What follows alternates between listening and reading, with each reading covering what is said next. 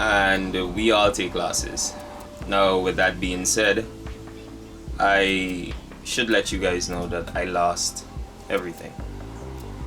Well, I shouldn't say everything because I still have a couple dollars in my personal. Anything at all in Forex, you lie to anyone else besides yourself, right? You need to accept when you were wrong. You need to accept when you are responsible. You need to correct your own self because nobody else will do it for you. You need to hold yourself accountable. I'm going to be honest, it's comforting to see that I have company, right? It's bad, yeah, whatever you want to say. It's bad that I find comfort in other persons losing as well. But just like I found the comfort in other persons taking an L, I'm pretty sure you would be able to find the comfort in me taking an L as well. Welcome back to another video. And I'm pretty sure you can tell if you've been watching my videos that I'm trying my best to change things up a bit, you know, switch the scenery around a little. So we've moved the computer table with the computer and the desktop and everything towards the wall, shifted things a bit around in the room. I hope you guys like the new background and the new environment because this is our trading setup. It's not the new trading setup, but it is the trading setup that we've been working with for a little bit. It's not the setup that started the journey. It's an upgrade to the setup that started the journey, but it's the setup that's going to take me to the next step in my trading journey. If you're new here, my name is Kevon Roach and welcome to my channel where I share what it's like being a full-time trader from the Caribbean, both life on and off the charts. So if that sounds like it's something interesting to you, make sure to smash the like button and hit the subscribe while you're at it because we have a lot more content coming your way. Now it's currently Tuesday, a brand new week. Yesterday I had no trades because it was a bank holiday. And we're currently at the charts. It's 9:18 in the AM. So as you guys know, 9:30 is the first 9:30 and later is the only time that I'll be looking to place trades. But for right now I'm analyzing the charts and I just thought I should open the camera and give you guys that fill in. One other thing is that I'm about to start the live call with the members of the private community. So I'm gonna get that started. I'm going to probably include a couple snippets from that so you guys could hear along, and I'll look for a trade, and if I find one I'll open back up the camera, give you guys the breakdown of it, and then we'll see how it goes from there. Oh, and before we go on to that, quick side note for those who've been following with the $50 to $100 challenge, I'm gonna give you that update in this video, so stick around for that one. Then listen to my voice and then continue speaking, so that's gonna cause like a delay in communication. Oh, right. Yeah, they would happen to anybody for real. But yeah, as I was explaining a few minutes ago, with last week, we actually took 3 losses, one on Monday and 2 consecutive losses on Friday, and one win on Tuesday, Wednesday, and Thursday. Now, the reason why I was just explaining to Tiffany the P&L for the week is still up is because of 2 main factors. One, I always have a positive risk to reward. So if I'm entering a trade, even if I'm coming out at 1-to-1, it will still be something like 1-to-1.1 or 1.2 or even anything over 1.1 directly. And 2, for most of these trades, I've entered at different points in price. So the entry itself is not just standard, not just at one location. I'm not just doubling down as soon as I see price comes down to my area of interest. I am allowing price, you know, the room to run whether it wants to go closer to my stop loss or closer to my take profit, as long as it's a different time and price in price action. Then I'm actually opening the second position. So that would cause me to be up a little bit more than I would have been on my normal entry if the price went down to my stop loss, and it would cause me to be almost twice as much in profit once price gets to the take profit. So that's something to consider. Yes, once the price goes to your stop loss as well, you must factor in the larger loss. But that's where the risk management comes into play, because if I am entering two positions at different points in price, then my stop loss cannot be the same thing. One of the stop losses will be larger, and oftentimes I would find a different anchor point for an entry that is higher than the first entry, so that the risk would remain within the same bracket. So it all comes down to risk management. Alright, so I don't know why I decided to go on the seawall again and give you guys another little footage of this bird. But yeah. Oh yeah, I actually found out, if you watched in the last video, I got another snippet of this bird. I said it's native to Guyana. It it is native, but it's actually more native to Trinidad, and it flies over to Guyana. I'm not sure if this information is correct, but you know, you can correct me if I'm wrong. So yeah, enjoy this little break from seeing my face. So this is also a little bit more on the seawall where the mangrove forest has started to basically make the soil that was once very, very soft mud now hard, so we can actually stand there. And fun fact, it's like 11 feet deep of mud, but now it's hard. So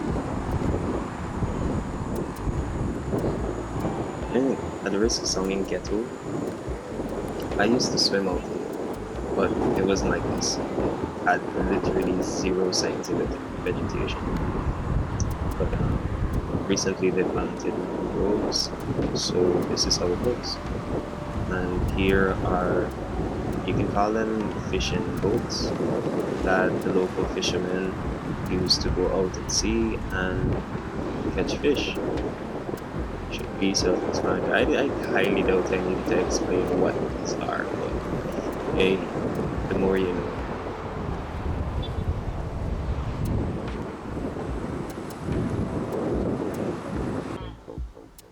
And for some reason, I was flexing nothing. Welcome back to another video. Well, changing the setup around every day. I don't know, not every day, but at least, you know, trying to get some different angles. And I'm in a trade. Alright, let me take a look at the screen, bro. This is the situation. This is on the $50 to $100 account. The balance is currently sitting at $70. But as you can see there, we're in a bit of a drawdown, and we're in that drawdown across all of the accounts. And before I show you the amount that I'm in, I decided recently to up my game, to join the 1% gang, so to speak. So before you see it and judge me, just understand that I'm risking a little bit more now. So I understand the risk, and I also understand the reward. So let's go over to the prop firm accounts. First account down 135. It's basically down 135 across all the accounts since I'm using a trade copier. So it make no sense to show you all the rest. It's about 130, 135. So yeah, that's the situation. I'm risking about $200 for this trade on the props, and on my personal I'm risking about like 90. So yeah, we actually up in the risk. We're joining the 1%. It's either, you know, I remain disciplined and I follow my rules and the 1% makes it, or it breaks it. So let's see how it goes. Let's see how this trade goes. I'm going to close the camera here as usual and come back and give you guys that update once we get to any of our points of interest. No charts today, just quick talk and a bit of transparency. Now, a lot of persons showing you the reality of trading on YouTube or on social media in general will not be fully transparent. And one of the ways they do this is by only showing you the wins, only showing you when things are positive, when they're making money, but not when they're losing money. And if it's anyone that truly trades Forex, they'll be able to tell you that there's no such thing as a 100% win rate when it comes to Forex. and we all take losses. Now, with that being said, I should let you guys know that I lost everything. Well, I shouldn't say everything, because I still have a couple dollars in my personal, but because of the fact that I was copy trading, one loss on one account is the same loss across all accounts. The 80k in funding from SIEG and the two other prop firms that I was also managing, as well as my personal funds. And for those who are following, the $50 to $100 account, it's still there, but I'm in a bit of a drawdown on it. It was all the way up to 70 and then it came down. But what I really wanted to talk to you guys about was the persistence, you know, the ability to accept those losses, understand the reason behind losing those losses, studying those losses, really diving deep into why I lost those accounts. And after my own analysis, after studying my own results, the conclusion for me was lack of patience. Now, I was in drawdown on the accounts for about, honestly, since I got them, right? And it's almost 2 months now. But because of the fact that I decided to increase my risk to 1% from 0.2% what I was risking before, I'd say it was not the best time to increase risk, because I would still be taking losses. And when you're in a drawdown and you're increasing your risk to get back to break even, the losses that you will be taking are also going to be larger. So I did not take into account the psychological aspect of that, how it would affect my psychology, and if I took a loss, would I be able to just allow that loss to go like I am allowing the 0.2 or 0.3% losses to go. Nevertheless, it was on Thursday, not Friday. It was on Thursday. We had some impulsive price action from NAS. The markets were just selling. And the day before I lost a trade, it was a sell, and it was 1%. So mentally I was trying to make back what I lost to get back to the point in drawdown where I was, rather than treating it as a new trade. And by doing so, I did not over leverage, I did not over trade. But what I did do was hang on to my trades longer than I should. I did not want to cut my losses short because of the higher percentage of the account that it was occupying for risk. So that's something that I really just wanted to put out there. It's not that much that I can analyze. There's not that much that I can say. Besides, if you are also going through a losing streak or just a losing period, or you're in drawdown or whatever the case is, just try to remain constant. Try to keep the same lot size or the same risk, or even reduce the risk, because increasing your risk when you're in drawdown, I know it might sound like a good thing to do. It might sound like you'll be out of drawdown faster and you'll get back to break even faster where you can continue the account, but it's really not like that. There is a whole psychological side of it that we really don't take into account. And in most cases, once persons increase their risk and blow the account, then it's going to be even more impulsive, and they'll either want to restart the challenge right away, or get another account, or a revenge trade on their personal, whatever the case is. I just accepted the loss and I took a step back. I decided to journal. I decided to analyze my results and everything for the entire month, because the month hasn't been so bad, but then again, it hasn't been so good either. So there are some areas where I can improve. The strategy is completely fine. I've been following the rules, I've been following the strategy and everything. But my execution of those rules, my execution of the strategy, my discipline towards the rules, that I can tell needs some work. And it's very, very good to be honest with yourself. If it's anything at all in Forex, you lie to anyone else besides yourself. Right? You need to accept when you were wrong. You need to accept when you are responsible. You need to correct your own self, because nobody else will do it for you. You need to hold yourself accountable. And I haven't placed another trade since Thursday. I'm thinking about restarting the challenge. I don't believe that I need too much of a break, but if I do take a break, it'll be max a week, and then I am back on the charts.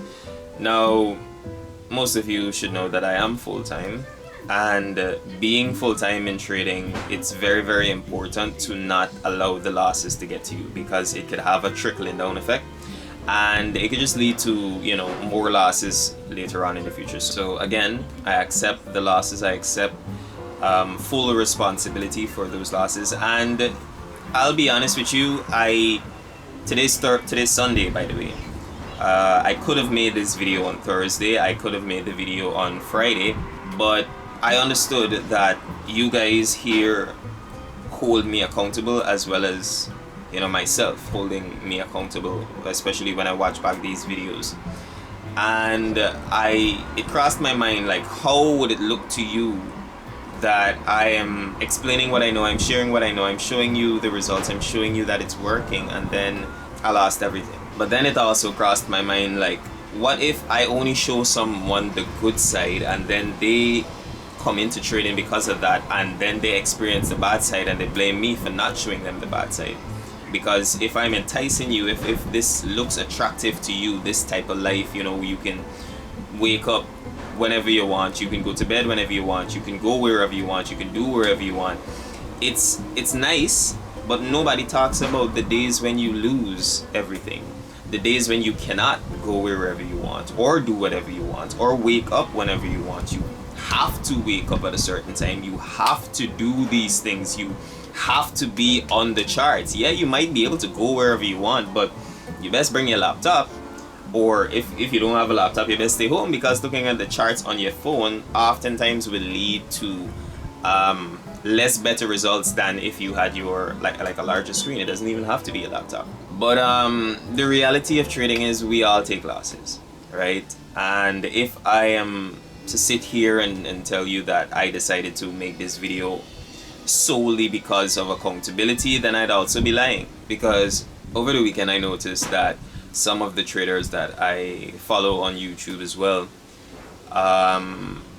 they experienced some losses. In fact, most of the persons that I only watch like 4 or 5 other channels on YouTube, trading related, but most of us experienced losses, and it was this week exactly, and it got me thinking, we're not all trading the same strategy. In fact, I don't think anybody that I follow is trading a similar strategy as me.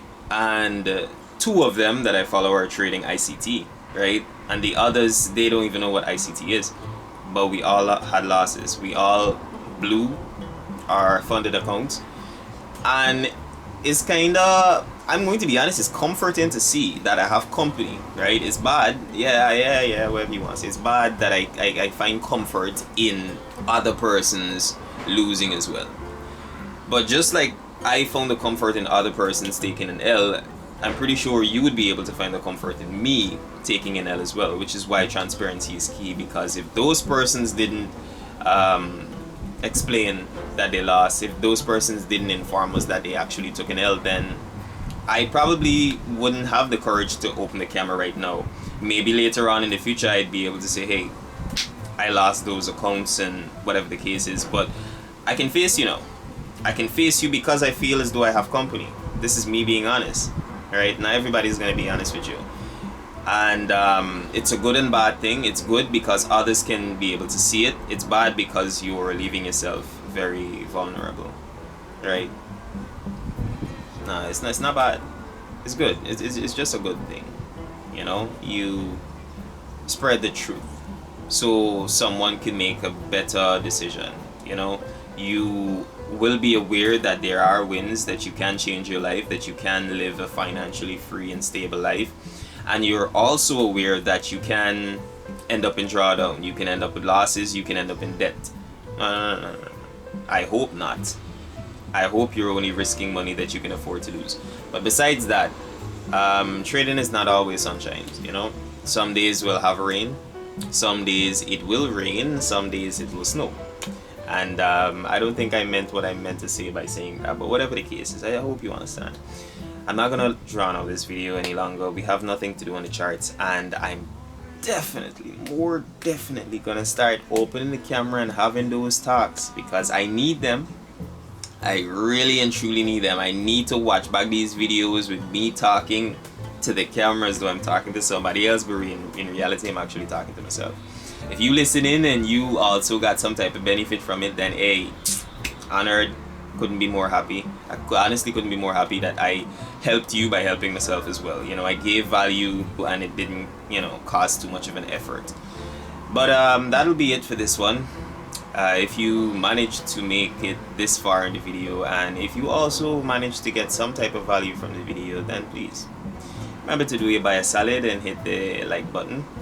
And hey, subscribe while you're at it if you haven't already, because we have a lot more content coming your way. And I'm definitely gonna have to catch you in the next one. Peace out for now. Bye.